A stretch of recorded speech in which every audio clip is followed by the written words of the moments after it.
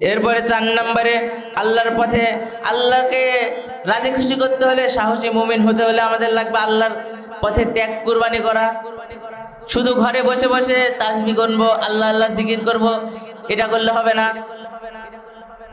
সাহসী মুমিনের পরিচয় দিতে হলে আমাদের লাগবে আল্লাহর পথে কুরবানি করা, ত্যাগ করা। আল্লাহ রাব্বুল আলামিন সূরাতুল তাওবার মধ্যে বলছেন, ইন্নাল্লাহা আশতারা মিনাল মুমিনিনা আনফুসাহুম ওয়া আমওয়ালাহুম বিআন্না লাহুম জান্নাহ। আল্লাহ রাব্বুল আলামিন বলছেন, ইন্নাল্লাহা আশতারা, নিশ্চয় আমি ক্রয় করে নিয়েছি মিনাল মুমিনিনা, মুমিনদের কাছ থেকে, আনফুসাহুম বিআমওয়ালিহুম। আল্লাহ রাব্বুল আলামিন আমাদেরকে উদ্দেশ্য করে বলছেন, আমরা যারা মসজিদে আসি সকলে তো দাবি করি আমরা মুমিন মুসলমান, দাবি করি না? যদি দাবি করি, আল্লাহ রাব্বুল আলামিন আমাদেরকেই বলছেন যে নিশ্চয় আমি আমার মুমিন মুসলমান বান্দাদের কাছ থেকে তাদের জীবন ক্রয় করে নিয়েছি। জীবন এবং সম্পদ কিসের মাধ্যমে ক্রয় করেছেন? আল্লাহ রাব্বুল আলামিন এটাও বলে দিলেন, বিআন্না লাহুমুল জান্নাহ। আল্লাহ রাব্বুল আলামিন আমাদের তার ঘর জান্নাতের বিনিময়ে আমাদের জীবন এবং সম্পদ ক্রয় করে নিয়েছেন। সুবহানাল্লাহ।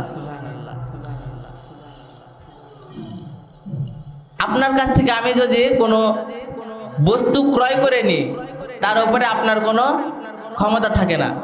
আপনার কাছ থেকে টাকা দিয়ে আমি কিনে নিয়েছি, এটা এখন আমি ফেলে দিই না পুড়িয়ে ফেলি, এটা আমার ইচ্ছা, কিংবা অপরকে দিয়ে দিই, এটা আমার ইচ্ছা, এটার উপর আপনার কোনো ক্ষমতা থাকবে না। আপনি চাইলেও ব্যবহার করতে পারবেন না। সেরকম আল্লাহ রাব্বুল আলামিন মুমিনদের কাছ থেকে জান মাল ক্রয় করে নিয়েছে, বিনিময় জান্নাত। তো আমরা সকলেই দাবি করলাম আমরা মুমিন মুসলমান, আমাদের জীবনের মালিক আল্লাহ, সম্পদের মালিক আল্লাহ।